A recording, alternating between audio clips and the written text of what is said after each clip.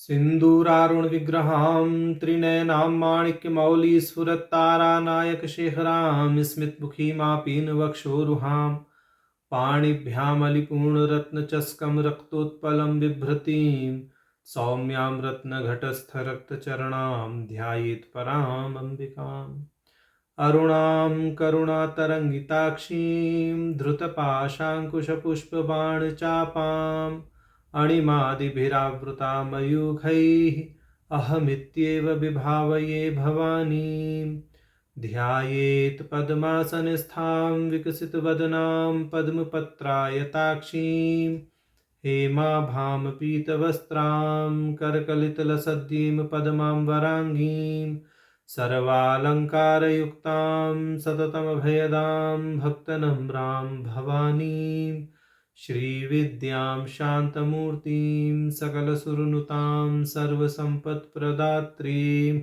नारायणी नमोस्तुते। ललिता सहस्रनाम सौभाग्य भास्कर भाष्य की श्रृंखला में हम भगवती के प्रारंभिक 302 नाम देख चुके थे और 15वां परिभाषा श्लोक भी हमने देखा था। अब क्रमशः हमें भगवती का 303वां नाम प्राप्त है।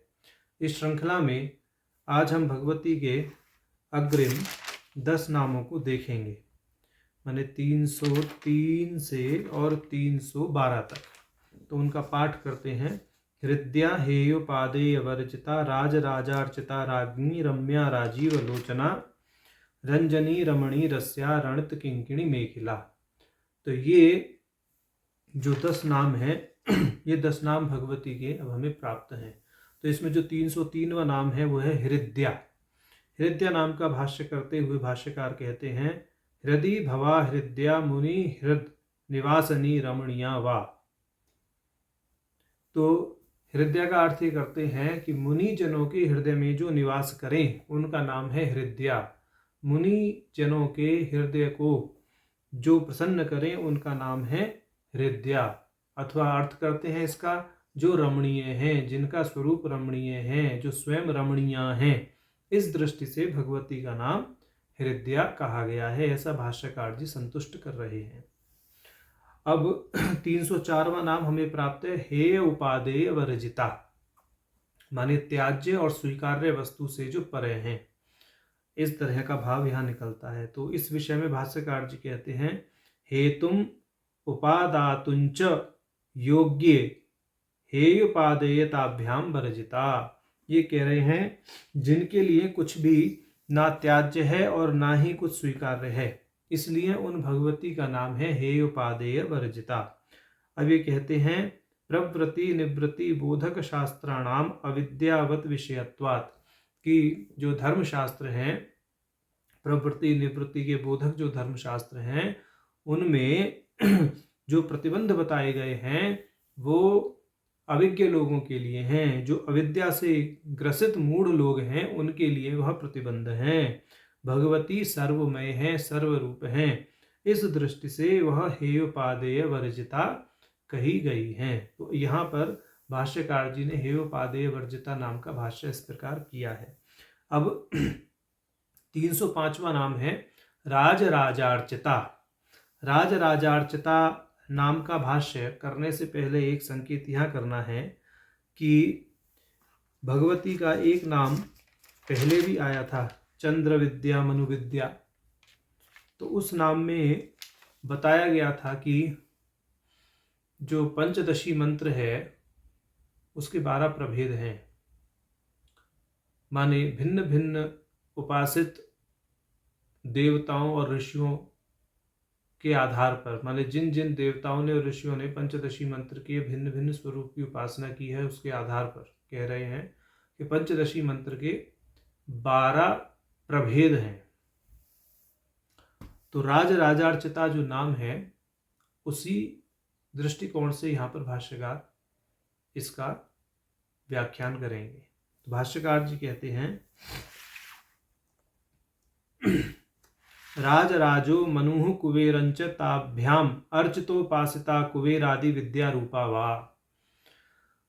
तो यहाँ कहने का अर्थ है कि राज राजाओं के द्वारा जो पूजित हैं, राज माने मनु के, राजा माने कुबेर के, ऐसा अर्थ यहाँ भाष्यकार जी ने किया है। तो जो 12 देवता या ऋषि हैं उनके द्वारा जो श्री विद्या उपासित हुई है उसमें जो क्रमशः नाम है वो है मनु, कुबेर, चंद्र, लोपामुद्रा, मनमथ, अगस्त्य, अग्नि, सूर्य, इंद्र, स्कंद, शिव और दुर्वासा। ये जो 12 प्रभेद हैं श्री विद्या के, ये ज्ञानारणव तंत्र के 12वें पटल में बताए गए हैं। वहां पर इन सभी 12 प्रभेदों का, श्री विद्या के जो 12 प्रभेद हैं उनके मंत्र का उद्धार भी दिया गया है। कभी कालांतर में संयोग सधेगा तो इन 12 प्रभेदों पर विशेष रूप से एक व्याख्यान प्रस्तुत करेंगे। और इनका जो 12 मंत्रों का उद्धार है, 12 मंत्रों का स्वरूप क्या है, वह कूट शैली में जितना संभव है खोलना उतना खोल करके बताएंगे। परंतु अभी ये जो राज राजार्चिता नाम है, इस राज राजार्चिता नाम से यही समझना चाहिए कि जो मनु, कुबेर आदि राज और राजाओं द्वारा उपासित हैं वह भगवती राज राजार्चिता कही जाती हैं। अभी कह रहे हैं अतएव, अब दूसरी दृष्टि से भाष्य करते हैं। अतएव 14-15 प्रकारार्यो मध्य भूमि वर्णयतोक्तम दुर्वासा मुनिना। दुर्वासा मुनि जी ने जो है एक लघु स्तव लिखा। उस लघु स्तव में उन्होंने वर्णन किया है कि जो श्रीनगर का 14वां और 15वां प्राचीर है या प्राकार है, घेरा है, उसके मध्य का वर्णन करते हुए उन्होंने कहा है तल्लोक पूर्व भागे धनध ध्यायामि शेवधि कुलेशम अपि माणि भद्र मुख्यानांबरण चरणावलंबिनो यक्षान। तो ये कह रहे हैं कि मैं उन कुबेर का ध्यान करता हूं जो एक धनाढ्य परिवार के स्वामी हैं और जो वायु स्थान से पूर्व भाग में रहते हैं, तथा अन्य यक्ष का भी ध्यान करता हूं। यक्ष का यहाँ पर नाम दिया है माणिभद्र। उस यक्ष का ध्यान करता हूं जो सदैव अम्बा के चरणों का अवलंबन लेते हैं। माने कुबेर और यक्ष आदि जो हैं यहाँ पे राज राजार्चिता की दृष्टि से कह रहे हैं। दुर्वासा ऋषि ने जो लघु स्तव में लिखा है उसको यहाँ पर प्रमाण के रूप में प्रस्तुत कर रहे हैं भाष्यकार, और ये कह रहे हैं कि राज राजार्चिता नाम से कुबेर और यक्ष आदि समझने चाहिए। और ज्ञानारणव तंत्र की दृष्टि से मनु विद्या, चंद्र विद्या, लोपामुद्रा विद्या, अगस्त्य विद्या, कुबेर विद्या, नंदी विद्या, शिव विद्या, इंद्र की विद्या, इस तरह से जो 12 प्रकार हैं श्री विद्या के वह समझने चाहिए। तो दो दृष्टि से यहाँ पर इन्होंने राज राजार्चिता नाम का व्याख्यान किया। अब 306वां नाम है राज्ञी। राज्ञी मतलब जो राजा की महिषी हैं। राजा कौन, उस दृष्टि से बात करते हैं तो राज्ञी का अर्थ है जो महारानी है, पटरानी है, जो राजा की महिषी है, राजा की सहधर्मिणी है। राज राजेश्वरस्य पट्ट महिषित्वात् राज्ञी, कि जो भगवती हैं वो राज राजेश्वर भगवान कामेश्वर का ही एक पर्याय है। तो जो भगवान राज राजेश्वर की, कामेश्वर की पट्ट महिषी हैं, उनकी सहधर्मिणी हैं, अर्धांगिनी हैं, उनकी सहचरी हैं, वह भगवती राज्ञी नाम से कही गई हैं। ऐसा। अब 307वां नाम है रम्या। रम्या नाम का अर्थ सौंदर्यवती यहाँ पर भाष्यकार जी ने एक पंक्ति में किया है, रम्या सौंदर्यवती। बस ऐसा ही इन्होंने अर्थ किया है, माने जिनका सौंदर्य बहुत अगाध है, जो परिपूर्ण सौंदर्य से युक्त हैं। इस दृष्टि से भगवती का नाम यहाँ रम्या कहा गया है। अब 308वां नाम हमें प्राप्त है राजीव लोचना। राजीव लोचना, इसका सामान्य अर्थ होता है कमल के समान नेत्र हैं जिनके, वह भगवती कही जाती हैं राजीव लोचना। अब यहाँ पर राजीव पद के ये बहुत सारे अर्थ बताएंगे और उसके आधार पर संकेत करेंगे कि भाई ऐसे भी नाम समझ लेने चाहिए भगवती के। राजीव पद के जो अनेक अर्थ निकलते हैं उसके आधार पर भी भगवती के नाम समझ लें। राजीव लोचना के अर्थ को समझ लें, ऐसा कह रहे हैं। तो राजीव शब्देन पद्मम हरिणो मत्स्यो वागृह्यते। जो राजीव शब्द है उससे पद्म माने कमल, हिरणी, मछली, इन तीन का ग्रहण होता है। तद्वत लोचने यस्याः सा राजीव लोचना राजीवाख्य मृगे मत्स्य पद्मे राजोपजीवनीति विश्व। तो विश्व कोश में कहा गया है राजीव पद से हिरण को, मत्स्य को, पद्म को और राजोपजीवी। राजोपजीवी का अर्थ होता है जो राजा के द्वारा दी गई कृपा पर जीवित हों, जो राजा के द्वारा दिए गए अनुदान पर जीवित रहें, ऐसे लोग राजोपजीवी कहलाते हैं। तो जो प्रारंभिक 3 अर्थ दिए, मृग, मत्स्य और पद्म, तो मृग के समान नेत्र हैं जिनके वह राजीव लोचना, मत्स्य के समान, मछली के समान नेत्र हैं जिनके वह राजीव लोचना, और पद्म के समान नेत्र हैं जिनके वह राजीव लोचना। तो 3 पदों से तो इस प्रकार का नाम निकलता है। राजोपजीवी पद से निकलता है नाम राजोपजीविनो लोचयति पश्यति वा, कि जो राजा के अनुदान पर आश्रित लोग हैं उन पर कृपा दृष्टि रखती हैं, उन पर अपना लोचन बनाए रखती हैं, उनको लोचयति, उनकी माने बाकी अन्य जो आवश्यकताएं हैं उनको पूर्ण करने के लिए अपनी कृपा दृष्टि ऐसे दीन लोगों पर बनाए रखती हैं, उन भगवती का नाम है राजीव लोचना। तो इस दृष्टि से राजीव लोचना पद का भाष्य भास्कर राय जी ने किया। अब क्रमशः 309वां नाम है रंजनी। रंजनी नाम का भाष्य करते हुए भाष्यकार कहते हैं भक्तान रंजयति रंजनी, जो भक्तों के मन को रंजित करें उन्हें रंजनी कहते हैं। अब अन्य दृष्टि से भाष्य करते हैं शुद्ध स्फटिक संकाशम परम शिवम अरुणा देवी जपा कुसुमवत सानिध्य मात्रेण रंजयती वा। यहाँ उपाधि की दृष्टि से कह रहे हैं जो परमात्मा है, जो ब्रह्म है, वह तो निरुपाधिक है, और भगवती का जब संश्लेष माने माया का संश्लेष जब ब्रह्म से होता है तो वह तत्काल ही औपाधिक हो जाते हैं। तो ये वही उसी दृष्टि से कह रहे हैं कि शुद्ध स्फटिक संकाश परम शिवम, जो परम शिव हैं, ब्रह्म हैं, वह तो शुद्ध स्फटिक के समान है। अरुणा देवी जपा कुसुमवत सानिध्य मात्रे, ये जो अरुणा देवी हैं, जो भगवती हैं, ललिता त्रिपुर सुंदरी, जो मूल रूप से यदि भावनोपनिषद का अध्ययन करें तो समझ में आएगा उपाधि मात्र है।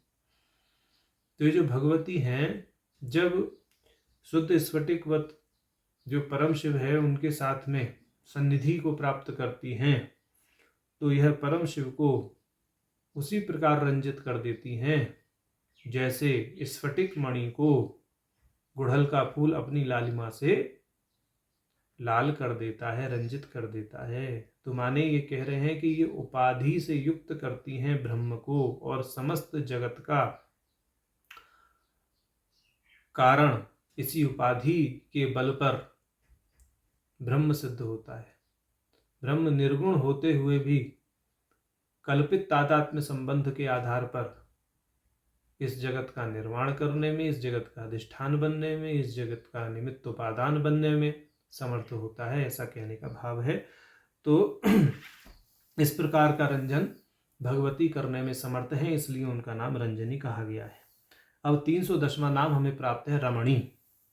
तो भक्तान रमयति तैहि सह क्रीडयति इति रमणी,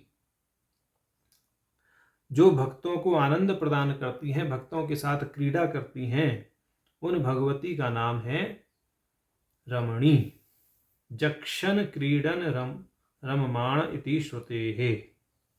जक्षण क्रीडन रममाण, इस श्रुति के अनुसार कह रहे हैं जो अपने भक्तों को प्रसन्नता प्रदान करती हैं, उनके साथ क्रीड़ा करती हैं तथा उनके साथ स्मित हास्य करती हैं। इस दृष्टि से कह रहे हैं, स्मित हास्य का अर्थ है कि भक्तों को आनंद देती हैं, और भक्तों को जब भक्त आनंद को प्राप्त करते हैं तो भगवती भी उन आनंदित भक्तों को देख करके आनंदित होती हैं। इस तरह की क्रीड़ा है। अब 311वां नाम प्राप्त है रस्या। रसयति रसयितुम आस्वादितुम योग्या रस्या, माने जो आस्वादन करने योग्य हैं। देखिए 293वां नाम था भोगिनी, जो सुख साक्षात्कार स्वरूप जहां भगवती को बताया गया भाष्यकार जी के द्वारा कि भोगनी का अर्थ है साक्षात सुख का साक्षात्कार होना। माने जो सुख का साक्षात्कार है, जो आनंद है, वही वस्तुतः भगवती का मूल रूप है। उसी दृष्टि से यहाँ पर रस्या कह रहे हैं कि जिसका आनंद लिया जा सके, जिसका रस लिया जा सके, वह रस्या। ऐसा जो आस्वादन के योग्य हो, आस्वादितुम योग्या, मतलब जो आस्वादन करने के योग्य हो, वह भगवती जो साक्षात आनंद स्वरूप हो। आनंद का ही आस्वादन किया जाता है। तो हमें जो भी आनंद प्राप्त होता है साधना में, भजन में, लौकिक कृत्य में, वह सब भगवती के स्वरूप से अभिन्न होता है और उसी का ही हम रस लेते हैं, उसी आनंद का रस लेते हैं। तो इस दृष्टि से भगवती रस्या कही गई है। तो ऐसा कह रहे हैं। अब श्रुति का प्रमाण देते हैं कि रसो वै सह इति श्रुते है। माने श्रुति भी कहती है कि जो रस है वह साक्षात परमात्मा ही है। यह परमात्मा का अर्थ परमात्मा पद से भगवती को ही समझना चाहिए कि जो भगवती है वह साक्षात रस रूपा है। तो और उन्हीं का आनंद लिया जाता है। तो इस प्रकार से रस्या नाम का भाष्य भास्कर राय जी ने किया। अब क्रमशः हमें 312वां नाम रणत किंकिणी मेखला प्राप्त है। तो इसका भाष्य भाष्यकार एक पंक्ति में करते हैं। रणन्त्यः किंकिणयः क्षुद्र घंटिका यस्याम तादृशी मेखला रशना यस्याः सा। माने छोटे छोटे झंझनाहट करने वाले, मधुर झंझनाहट से युक्त जो घंटियां हैं, घुंघरू हैं, वह भगवती की मेखला में बंधे हुए हैं। इस दृष्टि से भगवती का नाम रणित किंकिणी मेखला कहा गया है। भगवती की मेखला माने उद्यान पीठ के लिए कह रहे हैं। इस दृष्टि से समझना चाहिए। इसका एक रहस्य और है, परंतु जो भाष्यकार जी ने जितना बोला है, हम भाष्य की सीमा का अतिक्रमण नहीं करेंगे। तो भाष्यकार जी यह कहते हैं कि भगवती की जो करधनी है, तगड़ी है, उस तगड़ी में मधुर झंझनाहट करने वाली छोटी छोटी घंटियां बंधी हुई हैं। इस दृष्टि से भगवती का नाम रणित किंकिणी मेखला कहा गया है। अब दूसरी दृष्टि से संकेत मात्र कर देते हैं कि उद्यान पीठ में जो ग्रंथि के संयोग हैं, जब वह ग्रंथि के संयोग खुलते हैं तो उस क्षण जो आनंद की प्राप्ति होती है, वह आनंद की प्राप्ति ही रणत किंकिणी मेखला इस पद को या इस नाम को लक्ष्य करती है। यह एक हमने संकेत किया। यद्यपि भाष्यकार जी ने भाष्य नहीं खोला है, ये परंपरा में हमें किसी विद्वान जन के मुख से सुनने को मिला, तो यहाँ संकेत मात्र करते हैं। तो इस दृष्टि से आज हमने 303 से और 312 इन 10 नामों का भाष्य देखा। नारायण।